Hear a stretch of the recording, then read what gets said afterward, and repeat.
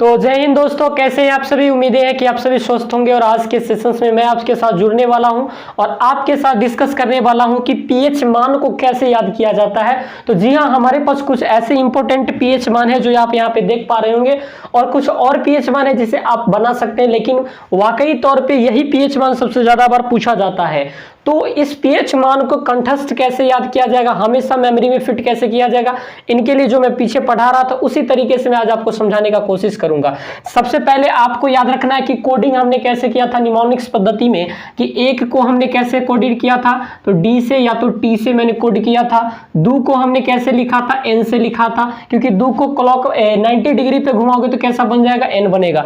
T में ऐसा एक का शेप दिख रहा है और टी में भी एक का शेप दिख रहा है। तीन को हमने एम से कोड किया था क्योंकि एम का आकार 3 के आकार का है। और 4 को पहले के जमाने में ऐसे लिखा जाता था। और 5 को हमने कोड किया था किस आकार से, मेरी फिंगर 5 है और ये किस आकार की है, एल आकार की है, तो इसको मैंने कोड किया हुआ है एल आकार से। और 6 को हमने कोड किया है CH, SH, J और G से, ऐसे कोड किया हुआ। और 7 को हमने कोड किया है K और C से। देखो 7 ऐसे होता है और 7 ऐसे होता है, यानी ऐसे करोगे तो 7 का शेप बन जाता है, 2 7 का।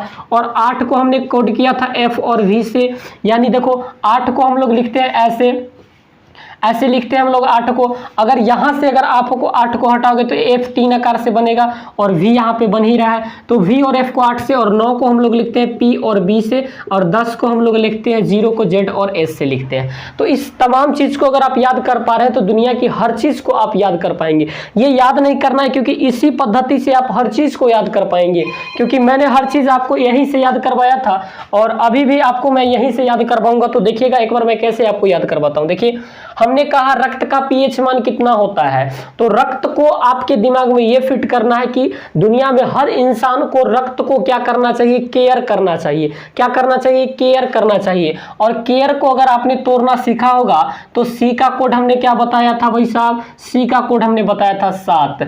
वोवेल का कोई जरूरी नहीं है, AEIOU का कोई जरूरी नहीं है यहाँ पे। और आर का मतलब क्या होता है, हमने आर को कोडिंग किया था 4 से, यानी 7.4 जो है रक्त का क्या हो जाएगा, पीएच मान हो जाएगा। रक्त का पीएच मान कितना, 7.4 हो जाएगा।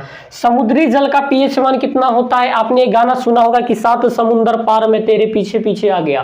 तो जो 7 समुंदर अगर पार करके आ सकता है उसको हम लोग क्या कह सकते हैं, वीर कह सकते हैं। वीर को अगर आप तोड़ोगे तो वी से क्या होता है, 8 होता है। और वोवेल का तो कोई काम ही नहीं, आर से क्या होता है, आर से 4 होता है। यानी समुद्री जल का पीएच मान कितना हो जाएगा, 8.4 हो जाएगा।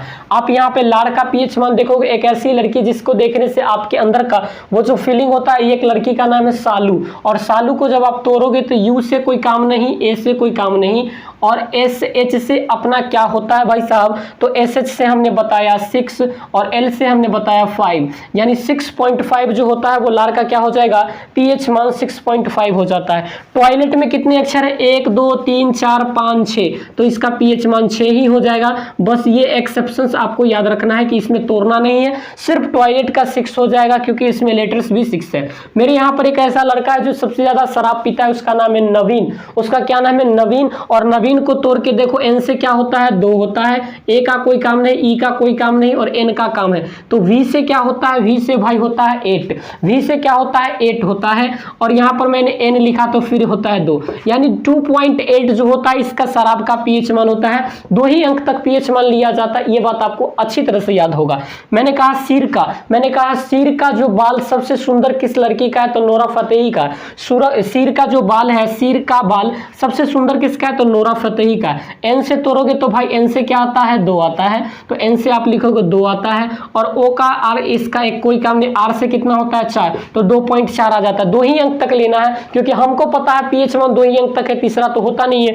चलिए, नींबू का आप एक बताइएगा जिसका होता है पीएच मान 2.2 होता है, एनएन होता है। एनएन से आप कोई बना के बताइएगा नींबू का पीएच मान कितना होता है, नींबू का पीएच मान 2.2 होता है। दूध का पीएच मान क्या होता है, दूध और चूड़ा खाने में कैसा लगता है, अच्छा लगता है। तो चूड़ा का अगर हम कोडिंग करेंगे तो CH से क्या होता है, CH से हमने बनाया था 6 और U और A का कोई काम नहीं, R का हमने बनाया था 4, यानी दूध का पीएच मान कितना होता है, 6.4 होता है। दूध का कितना पीएच मान होता है, 6.4 होता है। इस कोडिंग के हिसाब से आप पूरी तरीके से हर चीज को याद कर सकते हैं, इसवी को भी याद कर सकते हैं। जैसे मेरे से पूछिए रक्त का पीएच मान क्या होगा, मैं कहूंगा रक्त को क्या करना चाहिए, सेव करना चाहिए, सेव करना चाहिए, केयर करना चाहिए, केयर हमारे दिमाग में होना चाहिए। केयर से हमने तोड़ा तो केयर का हमने लिखा 7.4। हमने कहा समुद्री जल का पीएच मान क्या होगा, समुद्री जल से हमको गाना आया 7 समुद्र पार में तेरे पीछे पीछे आ गया।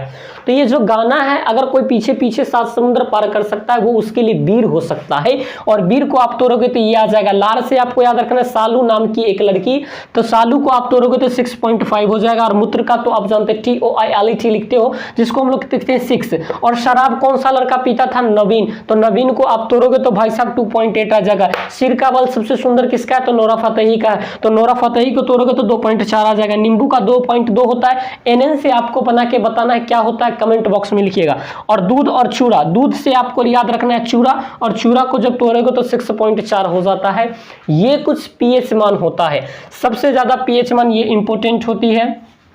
दूसरा पीएच मान लार का होता है 6.5 होता है। ये मूत्र का पीएच मान बहुत ज्यादा इंपॉर्टेंट होता है, और दूध का भी बहुत ज्यादा इंपॉर्टेंट होता है। तो कुछ ऐसे पीएच मान जो लगातार रिपीटेशंस देते रहते हैं। तो उम्मीद करते हैं कि आपको ये चीज समझ में आया होगा। इसको तो आप अगर याद भी कर जाते हैं तो बहुत अच्छी बात है, क्योंकि हर वीडियोस लेक्चर्स में मैं यही चीज पर काम करने वाला हूं, और यही चीज से आपको याद भी होगा। और दुनिया भर की हर चीज को याद करने का एक ही तरीका है जिससे आप जल्दी किसी चीज को याद कर सकते हैं। तो मिलते हैं फिर नई वीडियोस के साथ, तब तक के लिए आप सभी को ढेर सारी शुभकामना। Thank you very much.